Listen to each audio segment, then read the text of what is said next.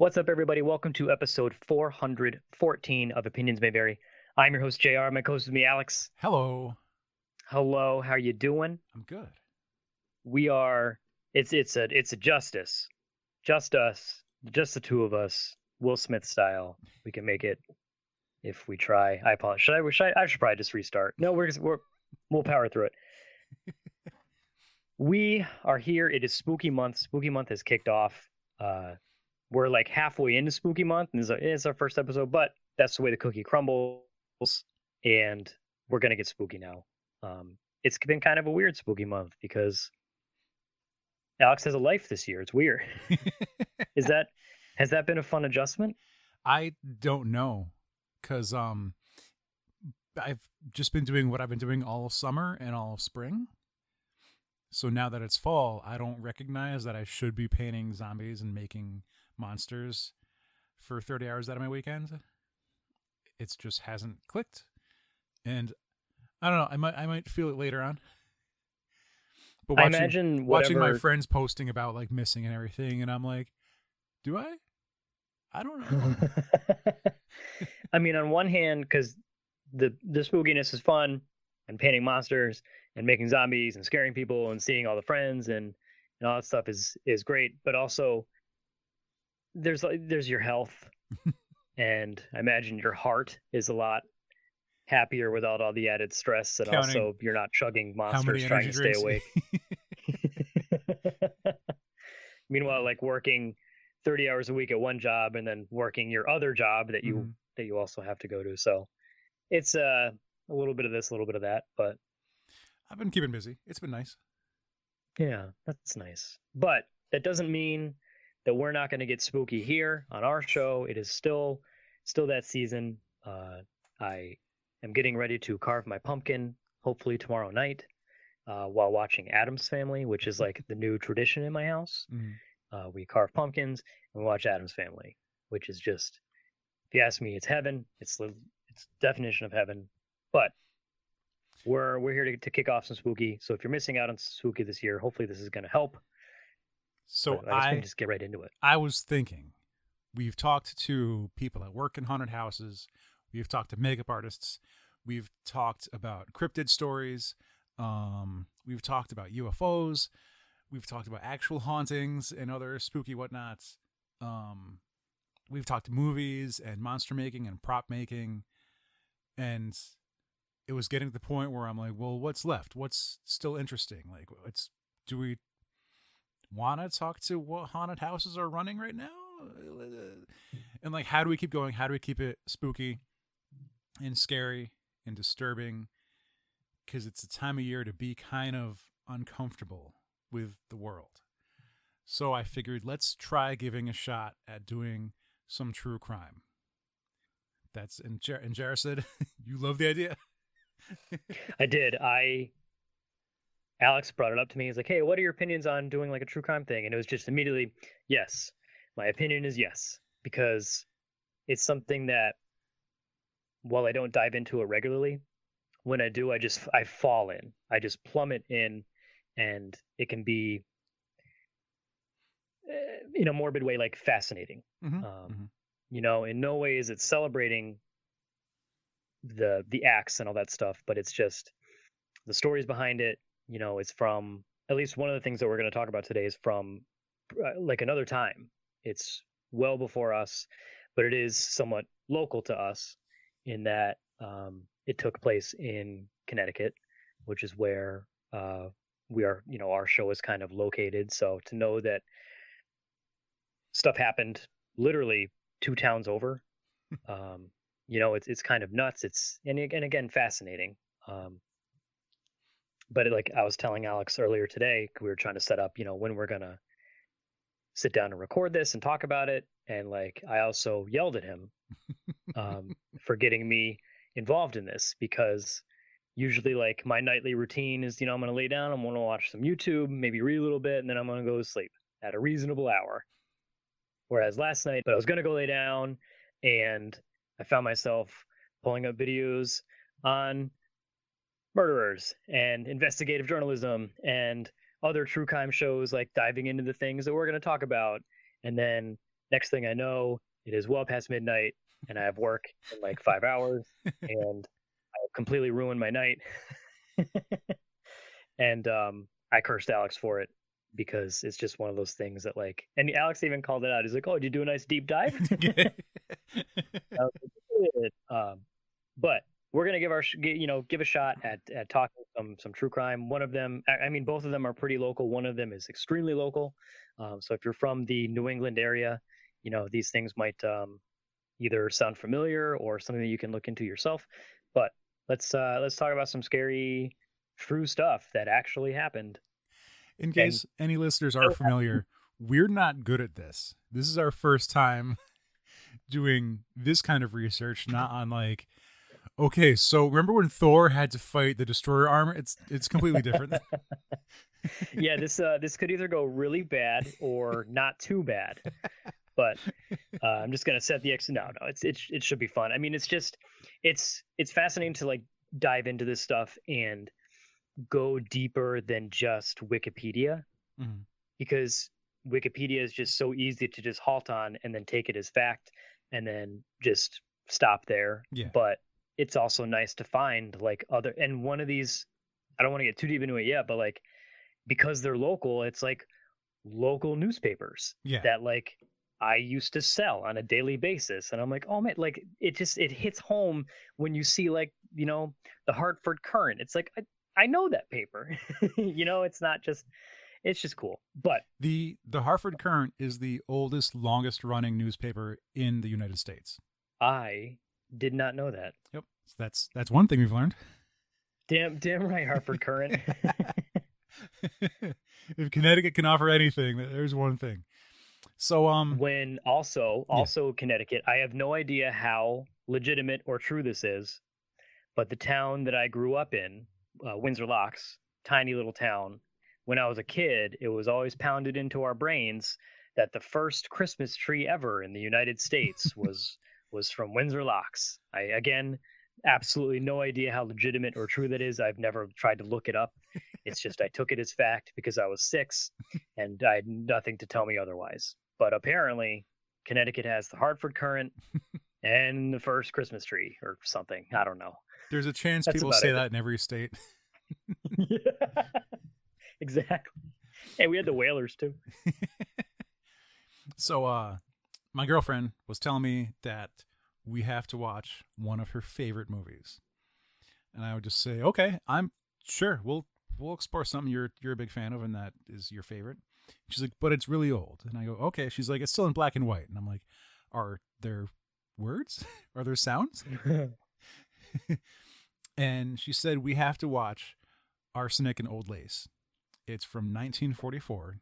It's starring Cary Grant, which I've heard the name a lot and I've heard him spoken about, but I don't think I've ever watched something with him in it.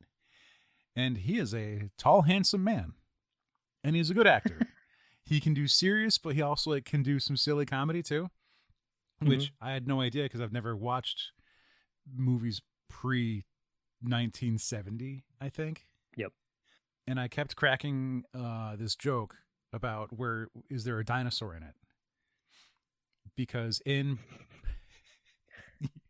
Brian K. Vaughan's The Runaways for Marvel, he made this character Gertrude, who's on the team of the Runaways, which are a bunch of teenagers who run away from their parents and have to fight their parents, who are actually part of this evil cabal called the Pride. And Gertrude York's power is that she's psychically linked to a velociraptor because her parents are time travelers. And so all the kids are like picking nicknames, and she's like, well, I'm Arsenic and this will be Old Lace. And everyone's like, what? She's like, you never watched old movies? And everyone's like, what? And so that's all I know it from is that there's an old black and white movie that exists. And I'm like, and now there's a dinosaur. Yeah, she would get mad at me for that I kept bringing that up. But I don't blame her. We watched it. It was a lot of fun. They've made it into like a dark comedy. And she was telling, I think, a coworker about it. And they said, that house is here. Like, it's not far away. Because the movie was also a play. It hit Broadway. I believe it was originally a play, and then they adapted it to a movie. Mm-hmm. it ran for, I think, 1,444 performances. Yep. Which I believe was 3 years, according to the internet. Yeah. I think it first played in 1941, it looks like. But, and there's like a villain character. His name is Jonathan, and he's the brother of the main character, which was Cary Grant's part. And in the play, Jonathan was played by Boris Karloff. Famously. Phantom of the Opera. He was. The Mummy. Yes. Lots of things, because he could do his own makeup for his horror movies. So I didn't even know he did plays. For some reason, I was about to say Boris Karloff was Frankenstein's monster, but do I have that confused with someone else? I can't recall. Probably very wrong. Will would tell us if Will was here. Yeah, Will's screaming at me through his speakers now. So learning that, and understanding, well, that movie, that's kind of silly. It's got two little old ladies who, poison travelers because they have like a little boarding house, and tired guys come to stay at this house because they're traveling or they're hobos or whatever, and they poison them and bury them in the basement. And movies were made real differently way back in the day. It's interesting. It's you can't watch it like a current day movie. It was based on Amy Archer Gilligan and her murder house, her murder factory, as some research calls it, was in Windsor, Connecticut, which is only 14 minutes away. It's 10 miles from where I'm recording right now. And even that feels too far away. Like from where you're sitting to get to Windsor, it probably takes less than 10 minutes. Like, it's so close. Mm-hmm. Like, Windsor is like, oh, I need to go to the store. Oh, I guess I'll go to the one in Windsor because it's just that close. And her death toll isn't a finely calculated number because of the way she would kill people. And so it's estimated somewhere between 48 to 100. But it was only like proven to be 6. Like, yeah, 6, and then but she was only tried for one of them, I believe, or like accused or found guilty of one of them, if I recall. Yeah, we'll get into it in a sec. Yeah. So let's see. She was born in 18. She was born on October 31st. 18. Which is wow, that's Halloween. Yeah. She was born on Halloween. We researched. 1873. Still the 1800s. Wow, I didn't realize that was fitting. She grew up in a family, I believe it was a large family. She was the 8th of 10 children, which is a whole bunch. So one of her victims was her second husband, Michael Gilligan, which originally she was Amy Dugan Archer Gilligan, and when they opened the house, they were calling her sister Amy. So let's see, between 1907 and 1917, there were 60 deaths in this house, but the key ones were her husbands because she got married a bunch of times.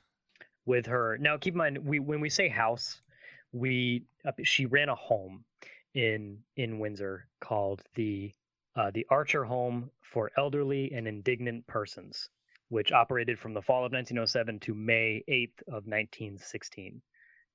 Which, I'm reading this on the Hartford Courant website, which was the day that state police arrived in Windsor to question her and search her home and ultimately arrest her for murder. Now, I want to point out, quote, some inmates as tenants at the time were called, paid a flat sum of $1,000 for life. Some arranged to leave their estates to Archer Gilligan. Others paid a weekly fee. But the $1,000 thing. So while you're a patient, if you pay the $1,000 fee and you basically can live there for the rest of your life.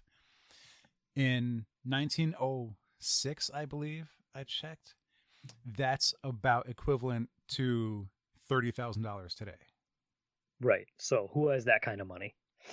Like, just, hey, I'm in my 60s or 70s, and I can't take care of myself. I can't drive.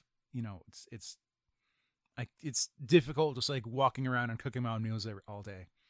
Someone take care of me for, I don't know, another 10 years or so. Right. That'll be $30,000, please. Yeah. Oh man.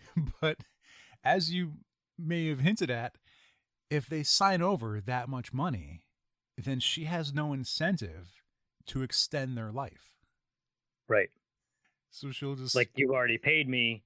Now I have to deal with you because I'm not going to get any more money out of you. right. What's the point of me? Like, I can get new people in here and make more money if you go away quicker. So This gets dark really fast. How do people do this every week? I'm also still like searching for, because I have multiple pages open. I've been looking at some stuff on murderpedia.org and a couple of things on Wikipedia. Windsor Historical Society and ThoughtCo had a good one, which is the one that I got Murder Factory from. Oh God, that's such a brutal way of putting it. Originally, the house wasn't hers. Her and her husband were working at this house as employees or as servants, and when the original owners were like, "We're going to move, we'll sell you this building," and they were able to pay for that, and that's when it became hers and her husband's, and that's when they were able to turn it into their nursing home or their convalescent home. So what she would do was she would either go herself or send an employee down the street around the corner to H.H. Mason's drugstore to buy arsenic to kill rats, because she would say they had a rat problem in the house, on the property, and it wasn't uncommon to buy arsenic to kill rats. Eventually, it was getting a little questionable as far as how much she was buying. Eventually, once the autopsies started happening, they were finding evidence of there being a lot of arsenic in the bodies. Like a lot. I don't know how much arsenic is considered too much arsenic. Okay, I looked it up. So 200 to 300 milligrams of arsenic is enough to kill a person between 12 to 24 hours, because their nerves start to die, and so they get numb, and like their muscles stop working as well, and they basically, stop functioning. So 200 to 300 milligrams is, I was trying to think of like how to say what size this is, and I was like, right, well, what'd you scoop up on a Coke nail? Is that really it? Yes. Damn. If you've ever seen someone with a Coke nail, that's about enough. Or the average size of maybe 2 Tylenol or maybe Advil pills, whereas those pills contain like 10 milligrams of whatever the thing is, but then there's extra additives to give it shape, and there's, sometimes it's just sugar. But like, think of 2 pills just completely full of poison. And this would go in their food, in their drink. They wouldn't know they're consuming it. It was often given, orally through the mouth, by food, in their coffee, whatever. There's like long-term sickness. There's a real quick death if it's way over that 300 milligrams. And so if she really wanted some dead, she would just dump, a full rat's worth in there. Oh my God. Like, this enough. It was the size of a rat, let's say. Enough powder. That's the most horrific unit of measure I have ever heard. Especially because we're talking about such a vile poison. How much in there? Oh, just, like whole rat's worth. No, not enough to kill a rat. No. The size of a rat.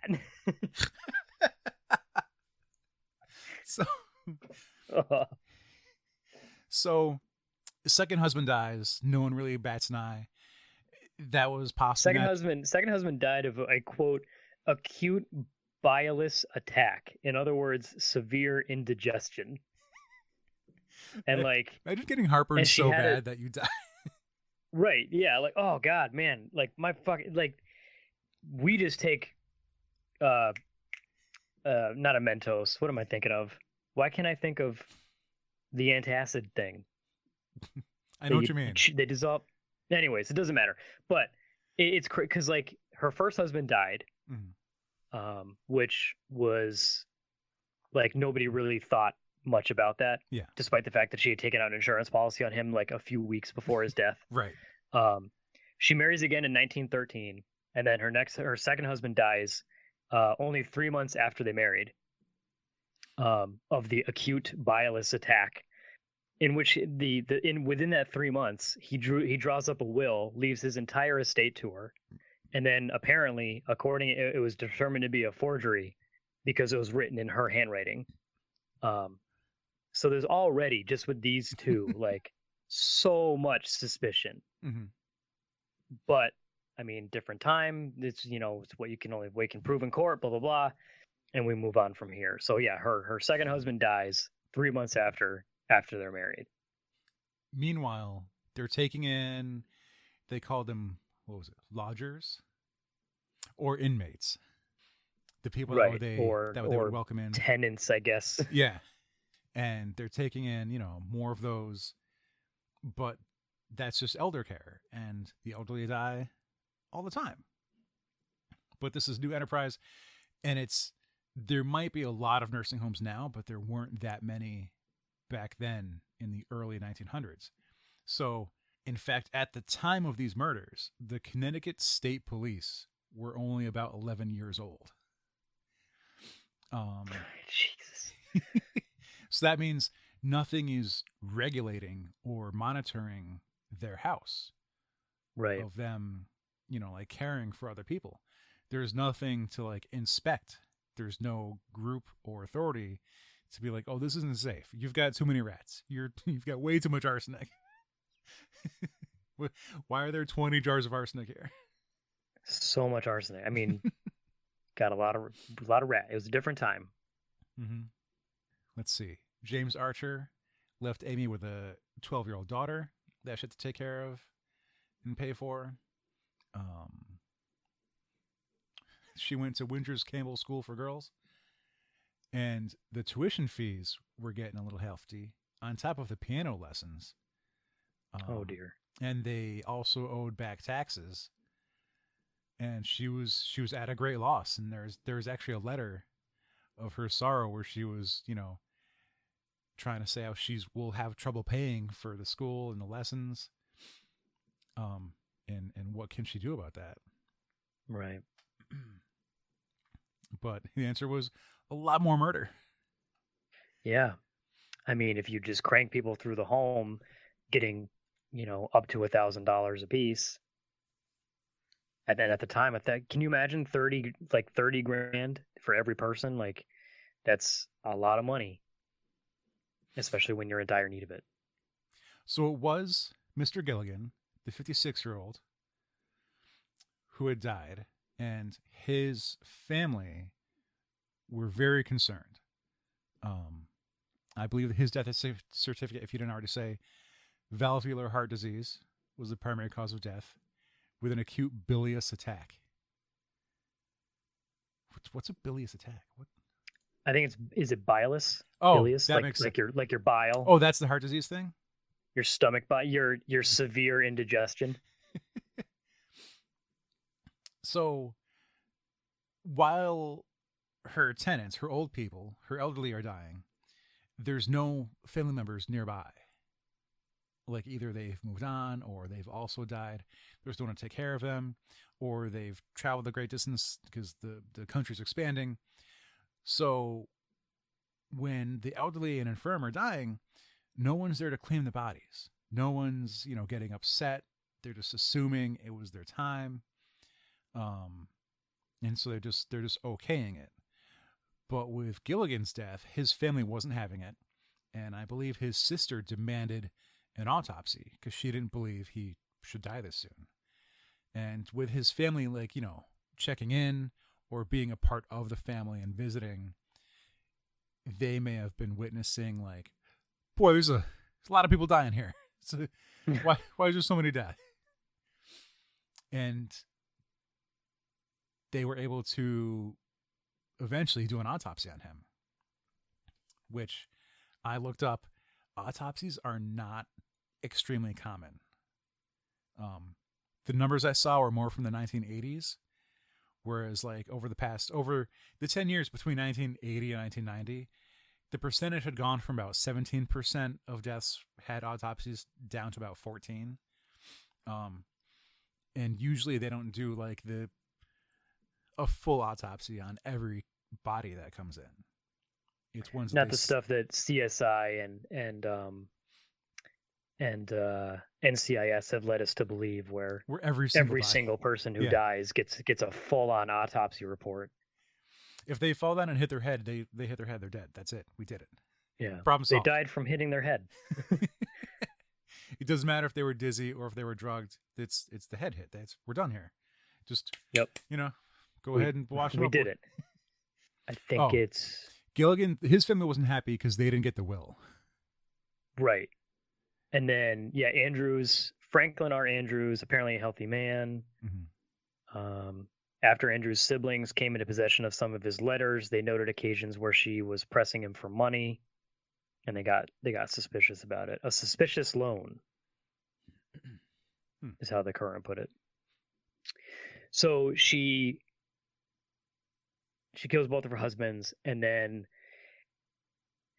one of the most stunning facts I think in this whole kind of thing is the large number of deaths that are associated with this. We've talked about there's like over 60. There were 5 that are like proven or something like that, which she was found guilty on one count. Now, 12 residents died between 1907 and 1910.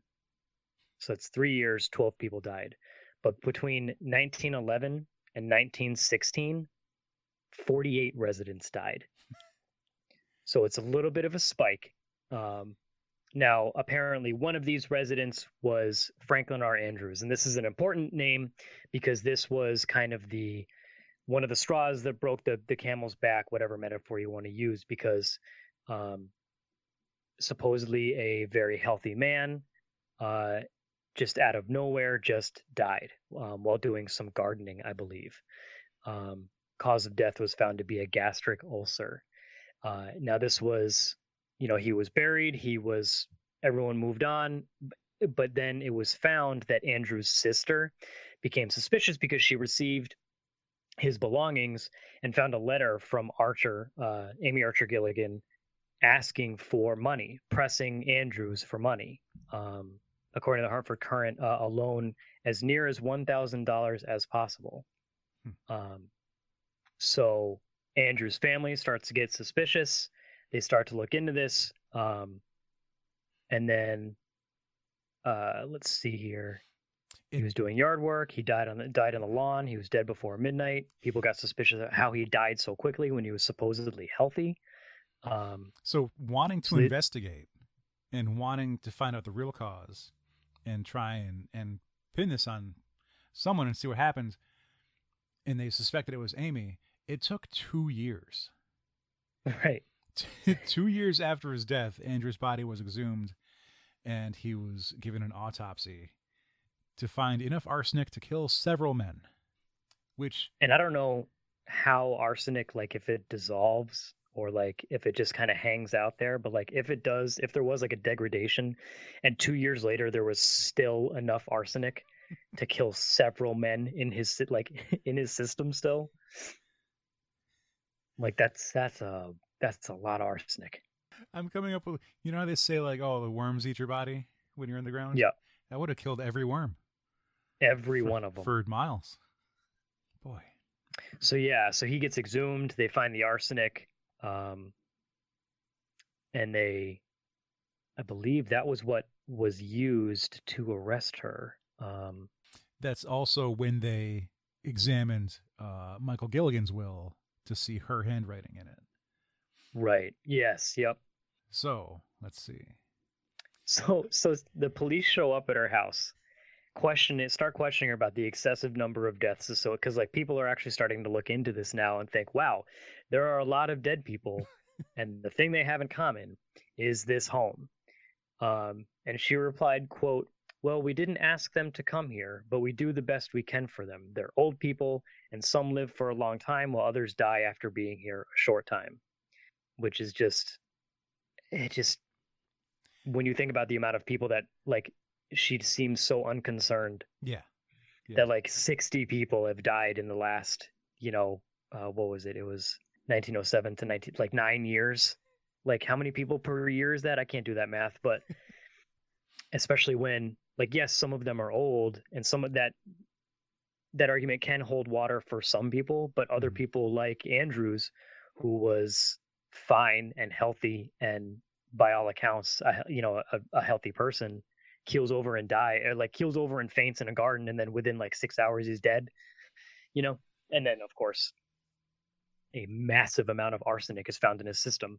It's mildly suspicious. Imagine She not gets even arrested. trying to play it off and being like, oh, well, he was making coffee and he might have dipped the spoon in the wrong jar. Like that. Oh, that was the sugar jar.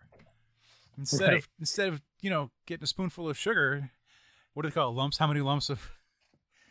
Oh, he put his spoon in the arsenic jar. One of the many the many arsenic jars. It's the classic mix-up. It was a different time. But so she gets arrested, and she is put on trial. Originally for 5 counts. And her lawyer managed to get them reduced to a single count of murder, specifically for Franklin Andrews. So on June 18th in 1917, the jury finds her guilty. She's sentenced to death, but she gets an appeal and a new trial in 1919, where she pleads insanity. She tries using the excuse that her mother was addicted to morphine, and she's found guilty of second-degree murder and was sentenced to life imprisonment. And just reading through these dates, like, it's just... That was 100 years ago. Yeah, it's so, like, and we obviously are not lawyers. I know little to nothing about how the justice system works, even to this day. Every time I've been selected or summoned for jury duty, I've been called off. I think most of my experience stems from watching Liar Liar and 12 Angry Men and A Few Good Men. But she's originally sentenced to death, and then she's, found insane, and she is sentenced to life imprisonment. Now, keep in mind, she lived out the rest of her, and you mentioned the play. Mm-hmm. So the play comes out in, I'm sorry, that's the film. The film was 1944. Yeah. The play was I think 36 or 38. 30. It was written in 39. Okay. And then hit Broadway in 41. Amy Archer Gilligan didn't die until 1962. Well, she was declared insane and moved to Middletown, the Connecticut Hospital for the Insane, in 1924. Yep. So she wasn't even in prison, because she was, went to more of a mental institution, which apparently at the time could still be as bad. But yeah, she was there until she died in April of 1962, which I didn't think of that. Yeah. So she's alive, and the play comes out. It hits Broadway, all based on her. The Broadway run goes for 1,400 performances. They make a movie out of it. Boris Karloff's in it. Cary Grant's in it. Yeah, all the while, because it's one thing when it happened so long ago. The person is, they're either dead or whatever, they were executed. But this woman was still alive and kicking, and she lived until, what's the math on that? I just had it up. She was 94. She spent the remaining 38 years of her life in the Connecticut Valley Hospital. So all this, the play, the movie, that all happened while she was still very much alive. And she lived for another 20 years after the play ended its run. And it's, I don't really know what point I'm trying to make here. It's just one of those things, they're still alive. It's like watching a play right now on the Manson family. Although I guess we had Once Upon a Time in Hollywood, the Tarantino film, last year, the year before, and Manson's obviously still alive. So I guess that's kind of the modern day equivalent, something similar. But Yeah, she was. Remember when we were like, "Oh, we're not going to get a full episode of this." Turns out, but yeah, there's one thing that was fun, and like when we were meeting for a pre-show, it kind of blew my mind a little bit. Or I don't know if you know this, but I used to work in a bookstore. Do I say that every episode? I do say it every episode, but there is a book based on this story by M. William Phelps called The Devil's Rooming House, which I sold for years. Like I mean, I think it also helped that we were local and that the store I worked in was in Connecticut. So obviously they're going to keep that in stock because it's a local thing. Mm-hmm. But I never even realized they used to sell this book all the time. It was a very popular true crime book in our area. And in looking into this, and we were talking pre-show, I was like, holy, I didn't even make the connection that it was about her. So now I might fall in line and go check this out because it seems like it was not only a really good seller, but the story is just it's a lot deeper than you think. And I think that was evidenced even just by this episode. Like we figured like, oh, it's not going to last too long. We're just going to talk about a lot of poisonings and move on. But like, it's evident that there's a lot more to this. Like the pressing for people for money and how she got caught. Because like, if that family member hadn't been suspicious, Yeah, and hadn't gone through the belongings and been like, why was she pressing him for money? Like, who knows how many more people could have died, or like how many people we don't even know about. Like, because like they say it's 60 plus, they don't really quite know. And yeah. like she was only found guilty of the one count. Thankfully, listening to other podcasts that do this as their regular show, I pick up on a few things like, well, how much is $1,000 in 1906 worth today? Right. And well, how common are autopsies? I tried looking up, were autopsies in 1906 good? How, like, to know where we are at with science and healthcare today. And then there's the joke, the meme on the internet of like, oh, you've got a ghost in your blood, do cocaine about it. Like, where does this fall in between those places? You know? Have you seen that one? Yeah. I have not seen that one. That one's I'm holding back a lot of What's wrong, Doc? You got ghosts in your blood. I'm not trying to ruin the episode completely with laughter, but I'm gonna have to revisit that one. But doing that kind of work and that investigating and the good detective work to figure out like, well, how far along are we as a society as far as our science goes to be able to tell like, yeah, there's a lot of arsenic in this corpse. Like right. 10 years prior, would we have been able to do that? Like how long could she have gotten away with it? Right. But and the way that I think a lot of us, myself included, you get so like you watch the crime shows and you watch CSI and it's like, wow, it is literally impossible to get away with murder. Like, look at all the things that they can do. Who would ever want to murder anyone? Because you're going to get caught. And then you remember that, it's television and you get a little sad because it means that murderers are out there getting away with it. But yeah, not every department has like hologram screens. Right. like from Iron Man. Oh, they can't just enhance any picture to just magically fill in pixels and we dug a gun, but in the Dark Knight when he digs the bullet out and he like wall, reconstructs the brick wall. But they were able to, over 100 years ago, they were able to exhume a body and perform an autopsy and determine like, holy shit, there's a lot of poison in this body, and they were able to try this person and theoretically save a ton of people. Yeah, because who knows how many more people she was going to get to. It's one of the things that said it's argued that it might have been the first for-profit elderly housing. Right. She is touted as being America's deadliest female serial killer. Right here in Connecticut. Right here in good old in the Nutmeg State. To get the trial from 5 victims down to 1. I wonder if that involved bargaining or looking at evidence and saying you don't have enough to convict on all 5. Like you'd be better off with just the 1, because if there's flaws found in the other cases, you might lose everything. Right. And then at what point you're risking them walking free. Yeah. And then would the department want to look at the other 60 corpses Right. and be like, oh, we got a lot of digging to do. So I'm trying to find. Authorities suspected that Archer Gilligan actually killed 20 of her tenants. Then why? Then look into it. It's just like it's so easy for us to sit here and say, like, well, why didn't you? Just But hire a hole digger and dig some holes. yeah, I mean, the police that was 11 years old at the time, but it's just and she did plead guilty to second degree murder. So yeah, second trial began in Middletown. Lawyers mounted an incident. I'm just kind of rambling now, but yeah, you have to think about. You ever see Law Abiding Citizen No. with Gerard Butler, and the guy's wife and kid is murdered, and they find the guys who did it, and they end up making a deal with them. So like they both go to prison, and then that's about it.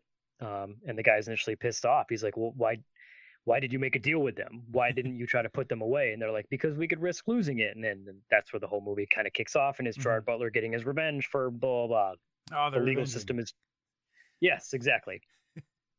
But, like you were saying, it makes you wonder if it's something like that where, yes, we have this evidence. We had like 60 people, and she's only found guilty of one of them.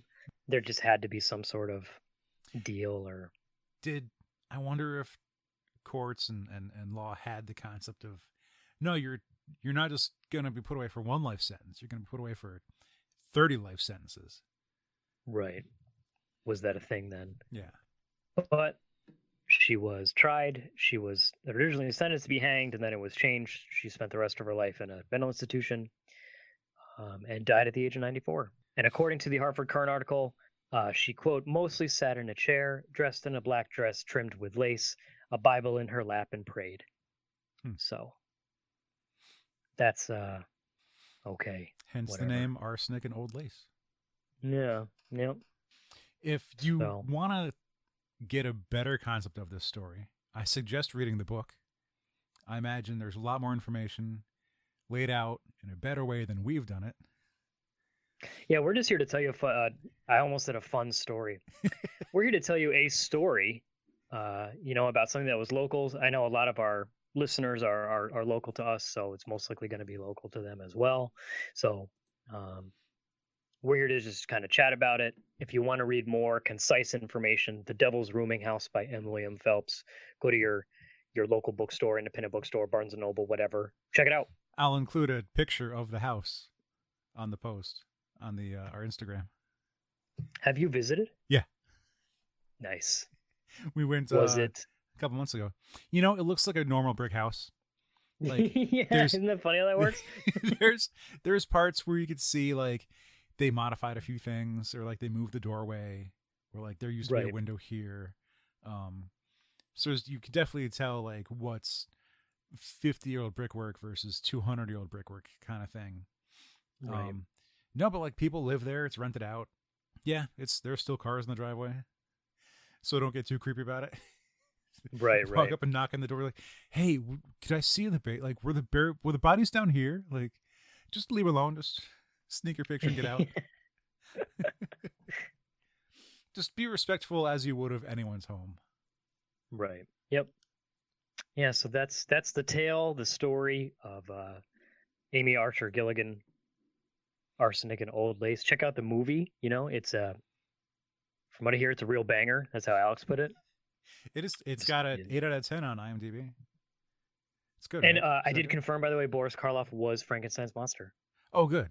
Oh, good. I wasn't a total idiot. Nice. So we did it. Yep.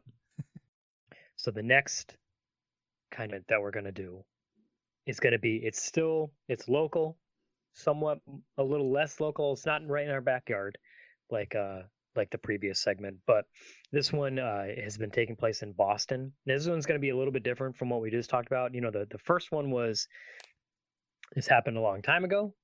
It happened. There was a trial. Someone was found guilty. That person has since passed away. It is done. It's over with. This next bit, we're going to be talking about Boston's vanishing men, which is still happening. As early as, or as recent as May of 2019. So there's a lot less hard facts in this. and a lot of just speculation and kind of hearsay and like similarities, and there's a lot less stone cold facts, a lot of circumstance. That's the word I was looking for. We got it on like the fifth try. But Boston's Vanishing Men has been something that's been happening for a long. This is the one that I was really deep diving into, that I was talking about in the beginning. Like, just found myself like watching videos and just like holy crap, there's so much in this. And again, a lot of it is just kind of circumstantial, guesswork, just putting pieces together, and it's truly it's both scary and fascinating, because it's happening very nearby in a city that up until COVID happened, we visit multiple times a year. Yeah. In like in the area, like near the area that we visit, these essentially what the gist is. Alex, did you want to?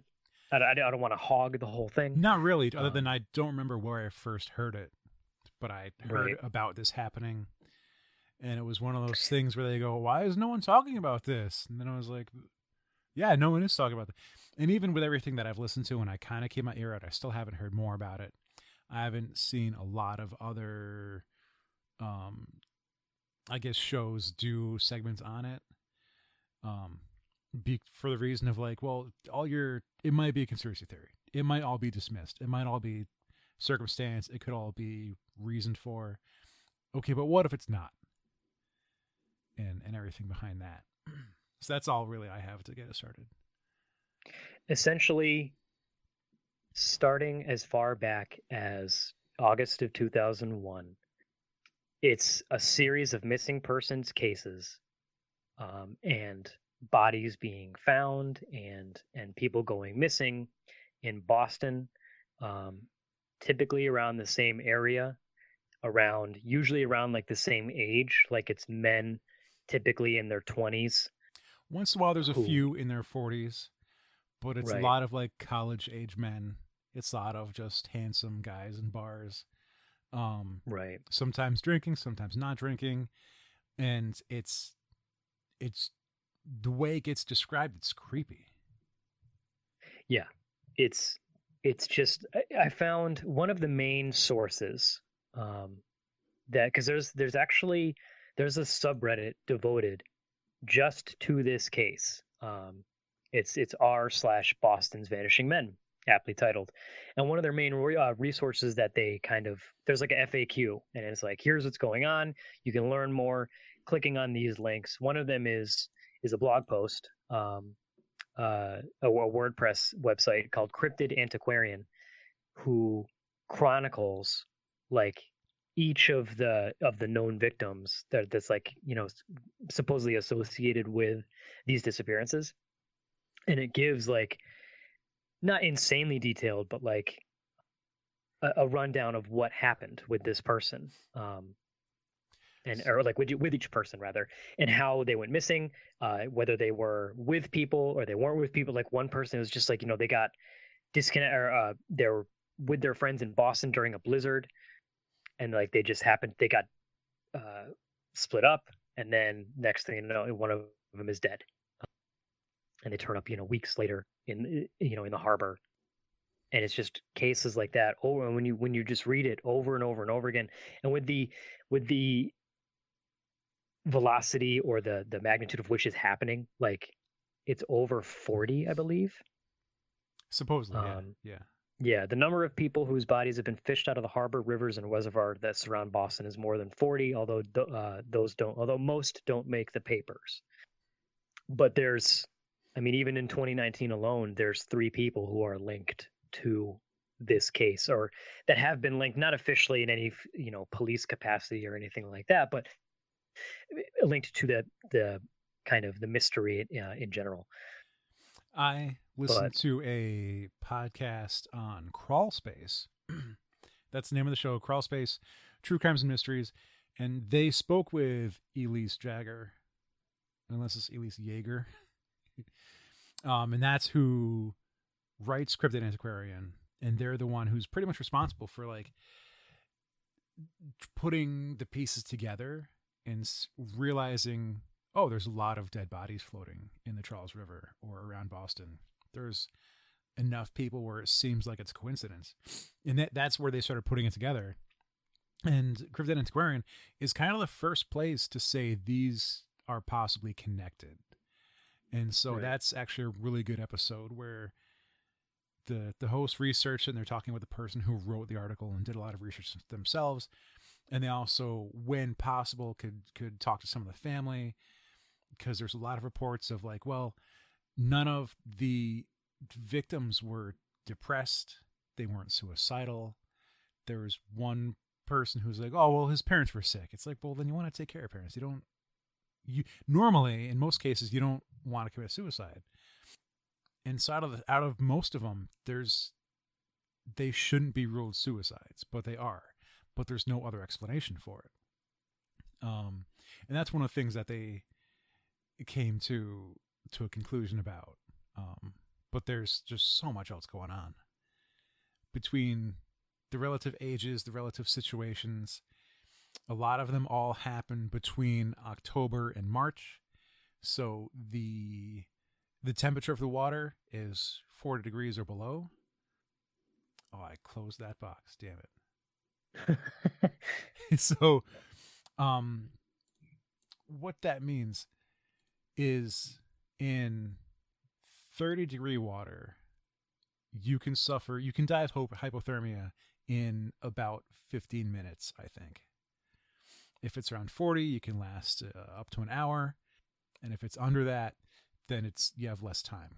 Hypothermia is when your body's temperature drops too low. Hyperthermia is when it gets too high. So being in the water, in the bay, in the river, in Boston in December, you don't have much time. And one of the theories is that they just fall. They get drunk, they're walking around, they just fall into the water. Or yep, there's a big old river right there. And then sometimes some were trying to say there's maybe an explanation for some kind of psychological effect where you get drawn into the water, like they call it a siren's call.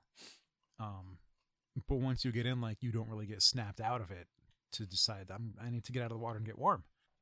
Enough of the cases where either someone leaves their group or it seems like they get called away. A lot of times the person would check their phone and just have to be, I got to go outside. Or they're not even say what's happening. They just leave the bar, leave the event, and then they're never seen again. A weird thing about that episode of Crawlspace that I mentioned, Boston's Vanishing Men, was that during the episode, they talk about Michael Kelleher, who was found dead in 2017. He had gone missing briefly before they recorded the episode and was found dead before they aired it. Huh. So they're saying, like, yeah, he might be the next victim. He might be found in the Charles at some point in the future. And he was. That's exactly what happened. But you could hear them, like, still speculating. Maybe it'll be okay. I think one of the things that kind of, when I first started looking at this, because I hadn't heard of this until you had brought it up to me and you were interested in talking about it. So I was like, okay, I'm gonna dive in. And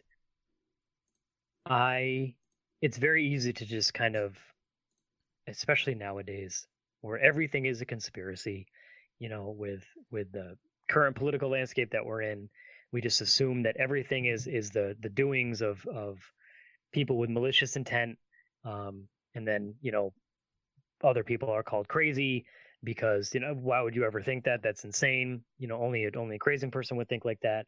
So conspiracy theories are, while they can be fun, they can also be very dangerous. But like looking into this, like when I was first reading about it, I was like, oh come on, like it brings up points like they seem to be going missing in February, March, October, November, and some of them are wearing red.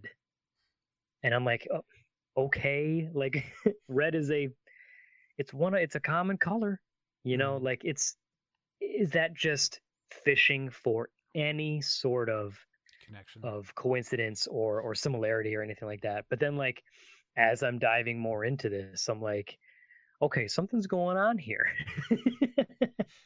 And like when you like the blog post that we were looking at, like they put it all onto a map, and they map out, let's see, this is 1, 2, 3, 4, like 12 of the people, and like they're all within like a mile radius There's of each other. there's some maps that'll also show where the person went missing, where they were last heard from, where their cell phone last pinged, and Right. then where they were found.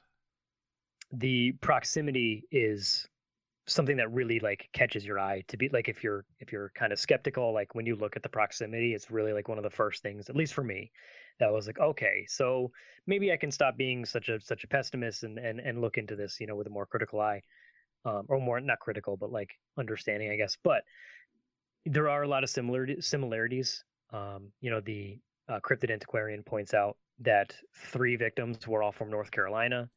2 of them were in the Navy. 1, 2, 3 were engineers. 1 was a chemist. Musicians. 1, 2. Yes. Yep. Exactly.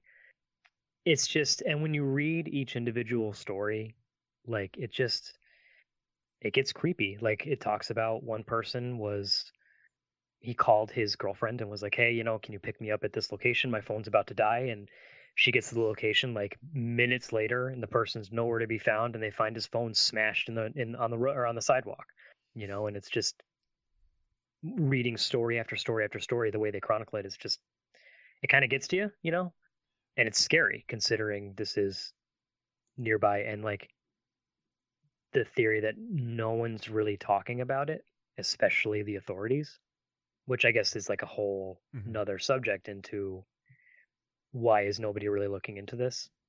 Like it's one thing to just often be like, it's coincidence, you're trying to force like a conspiracy, or create a serial killer, but it's also the theory that they're not talking about it because they don't want people to get freaked out. Yeah. They don't want Boston's image to suffer. Boston doesn't have a serial killer. Come to Boston. Come to Boston and spend money. Come live in Boston and, help with our economy. Boston's amazing. Everyone loves Boston. We sing Sweet Caroline at the 7th inning. Go Red Sox. Yeah, go Sox. But if people found out, oh, by the way, there's a serial killer and 40 dudes have been killed over the last X amount of years, people might not want to go to Boston. So there's a theory that they don't want to address it because admitting that there's a potential serial killer on the loose could damage their image. One of the ones that has been, or something that's been getting me, was how some of these guys go missing and then they get found a few days later, a week later, 9 days later. Other ones go missing and they don't get found for months. Right, like until the next season. Yeah. And I didn't get a chance to try and look up how much tides will move a body around, or how long. Right. Because some bodies will sink and then float again and then sink as the body's gases kind of expand and release. Let's see. Eugene Losick wasn't found for 9 months. Ugh. Where was it? February he went missing, and he wasn't found until November. The police dogs were led down to the docks, and the water was searched by divers, but he wasn't found. Not around Columbus Park. But he was found near Rose Wharf in Boston Harbor. And the drowning forensics indicate he should have surfaced sooner. And it's weird why he wasn't found for those 6 months. Whereas you wonder, like, oh, well, was he weighted down? When you get to Jonathan Daly, who was a victim 2 years later, he was weighed down. He was found with cement blocks and chains wrapped around him. They also think like they may have seen a person with him to carry this out, but there's no concrete evidence. Yeah, the saying that he committed suicide, like the police assured the public that there was no threat to their safety and implied that they had committed suicide. He had no history of mental illness. So I'm not here to say like that feels like a lot of work, like to tie chains and cinder blocks. Like, I mean, again, suicide is a horrific thing. And like, if this was suicide, we're in no position to like know where their headspace was, but I think it's also very easy to just write it off as suicide. and not kind of address it any further. But like and like when you put it like that, when you say like, one body was, you would think it would have been weighed down. It Mm-hmm. seemed like it may have been weighed down, and then we have a body, a couple years later that was weighed down with cinder blocks and chains. It's when you start to connect those pieces, it kind of starts falling into place. Like, and again, that could just be out of convenience, Mm-hmm. for fitting the narrative, but it's also, it's another. He was 23 at the time, at the Boston Architectural College, and it's just again in October. It's just one of those. It just fits like the narrative, or it fits the. I don't want to say like unsub like they do in in Criminal Minds. Yeah. Um, So one of the contrasting, I guess, points that was made that I saw was a city of roughly a similar size, San Francisco, had 33 missing person cases in 14 years, right, compared to Boston's 25 in 16 years. And Boston's population is about 75% of San Francisco's. Those are pretty close. I mean, the brief research that I saw here on this post, didn't say if all 33 were found in the bay or in the water in the ocean, or if they were just plain missing. And also did ask, well, if this many men are going missing, how many women are going missing? And a stat that came up was that only 1 in 5. It's like a ratio of 1 to 5 for a woman to go missing compared to men. right, Because a lot of like contrasting points are like, well, how come you're only focusing on college dudes? What about the homeless? What about taxi drivers? What about people that work late at night? It's only been drunk college bros. And it's like, well, the taxi drivers are working. These guys are going home or leaving a bar. It's not quite the same. They don't have right. a place to be. They're just out in the city. Pure coincidence. It's a big city. There's a lot of people. There's a huge body of water next to an area where there's a lot of bars and partying. Like we've seen it like firsthand. Walking home from a convention, we've had drunk people come up to us and try to just randomly start conversation. We've seen it firsthand. But I think it's one of those, just it's interesting. I don't want to say it's fun to speculate, but it's just when you're like me, last night at midnight, just hopping around on YouTube, like, you start to put things together, and it's like, well, maybe there is something going on here. It's definitely worth looking into, instead of just ignoring it and writing everything off as either a suicide or just an accident, which just feels conveniently easy to do. But I highly like, if you're looking for more information on it, because like there a lot of people, before I kind of get into the more information part, because you had mentioned this also when we were chatting about this offline, where some people were saying that it bears resemblance to the smiley face killers. Yeah. Which apparently is a much bigger thing than I initially, like, when you mentioned that, I was like, what's that? And like looking into it, like there's a whole Wikipedia on it. There's like different states that are involved in it. The smiley face gang, because that's like bodies turning up, and like there's always a smiley face graffitied somewhere nearby, from what I understand. When I sided with the thought that, like, when it was pitched that maybe these bodies were involved in the smiley face killings, and most other, like local police had dismissed it, or the detectives had like said, that's, you're kind of full of it, and that's not true.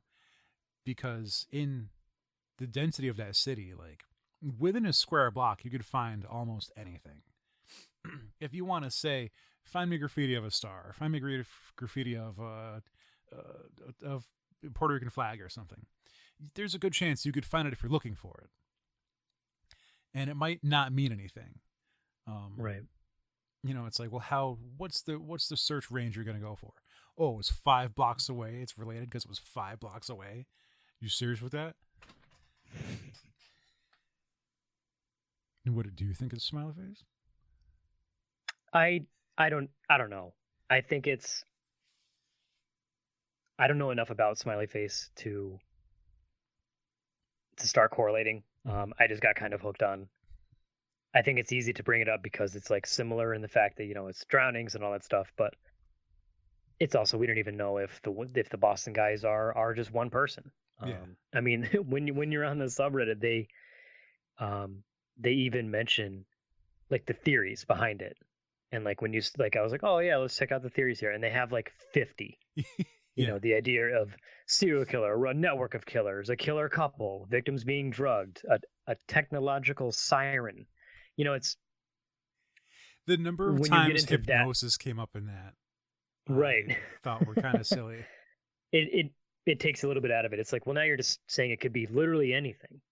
The theories are all the theories. But it's one of those.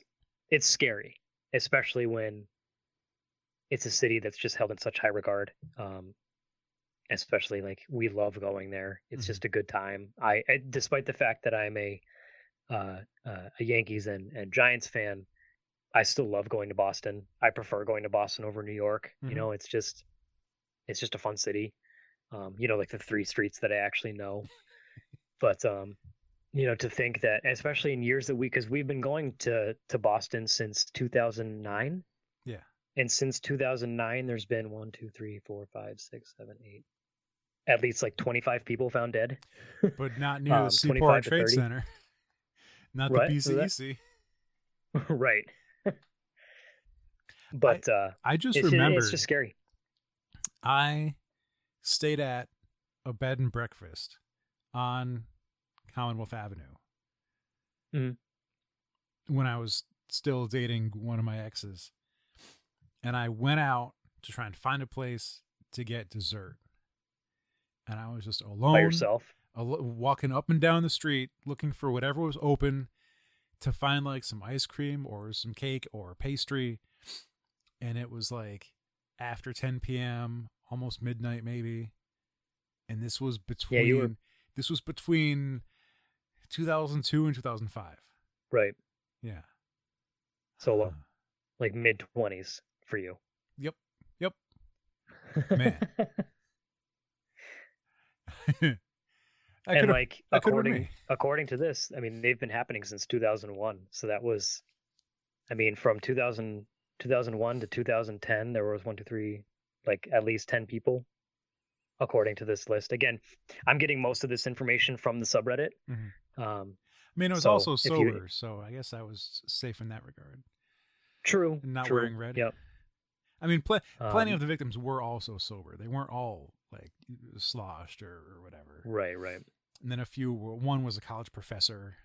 He was one of the older men at 49, I believe. But yep. But yeah, go and check out the subreddit. Again, it's r/Boston's Vanishing Men. There's like people will post like threads like, hey, here's an idea, or this kind of always irked me a little bit. I live in Boston. Here's my experience, with this. It's my perspective. I've been to these places. Exactly. Yeah. Yep. Even, more recently, they're talking about coronavirus impacting and all that stuff. Like, it's interesting if it's your thing, if you like, kind of diving into because this one's, again, unlike the first one, this one's ongoing. It's still happening, assuming it's even a thing and not just a crazy conspiracy. These are ongoing cases. So you can, if you want to take a look, if you think you can help, if you want to research it, check it out. It's very easy to do. It's very easy to just go plummeting down the rabbit hole and start assembling your own theories in your head. And I get why, because I've never been into the true crime podcasts and all that stuff. I've tried a couple times, and it's just like it's hard to hold my attention for that long. But I think it might be. This might also encourage you to not be alone so much. Like that too. I know we're supposed to social distance, but if you're going to go out, bring a buddy and socially distance safely with them. The number of people who No, I'm going to rephrase that. The number of women I've seen or heard of who will live stream their walk home just so that them getting home is established on the internet somewhere. Like that's one of their safety precautions that they have to do to feel safe, or at least, point out that something has happened or someone's following me and it's been cataloged right here. Maybe think of doing that if you have to be out by yourself. Go ahead and use up your data. Live stream your walk home if you don't feel safe. There are better safety tips than this out there. I mean, we use what technology has given us. I mean, I used to always, there was a time when a girl that I was seeing lived in Boston when we were together, and she worked for a place that was a ways away from her dorm. Like, it involved riding the subway and walking a couple blocks in like a not the greatest area of Boston. And it gave me like a panic attack every night. And like, I'd have her call me like, on her walk, just because I would just be freaking out that something would happen. And this is back in 2004, and it's just, I hate that we have to do that, but if I'd rather be safe and I'd rather live stream and pay a little extra in data than potentially get injured or lose someone important to me. But everyone just be safe, travel with friends, check in all the time, especially once stuff opens up again and God willing we can actually see each other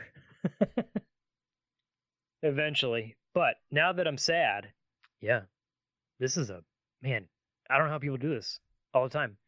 Wait, talking about murder and death. And so if everyone's been inside because they've been told to, or not, most people who are following the rules and not going out when they don't have to, and when they do, it's for a short time. I believe I've seen statistics where it's cut back on crime and cut back on violence. But does that mean like potential killers are also like just waiting and will possibly go on a spree once they're allowed to out of their house again? Right. Yeah.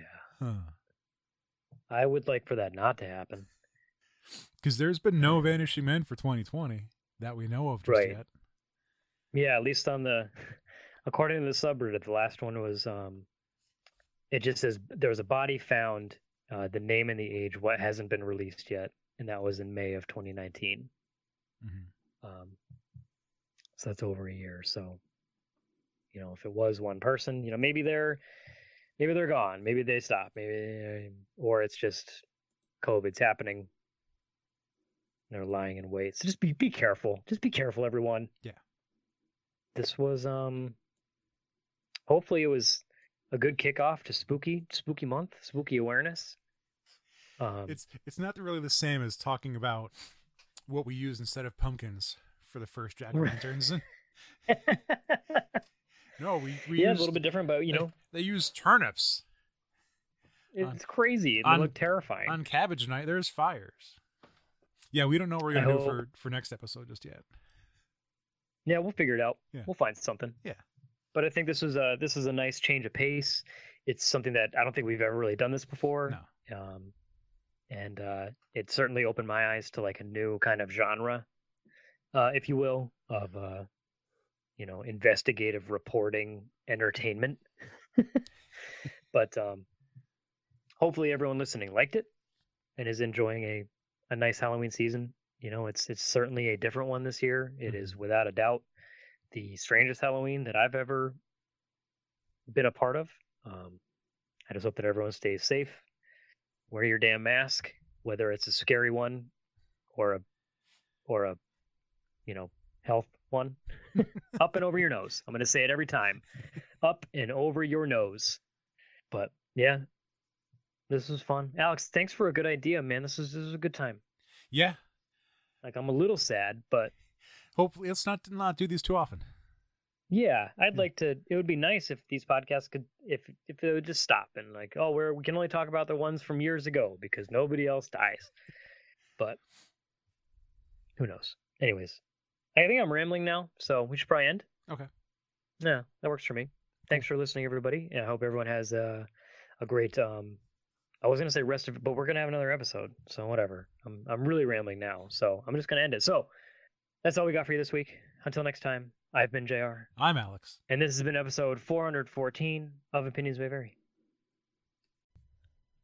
Hey everyone, if you like that episode, be sure to follow us on Facebook and Instagram at Opinions May Vary, and on Twitter and YouTube at OMV Podcast. You can also find us on Spotify or on our very own website at omvpodcast.com. And if you're looking for merch, we have stickers and pins available over at omvpodcast.bigcartel.com while supplies last. As always, thank you so much for listening. Let us know what you thought in the comments, and we will see you next time.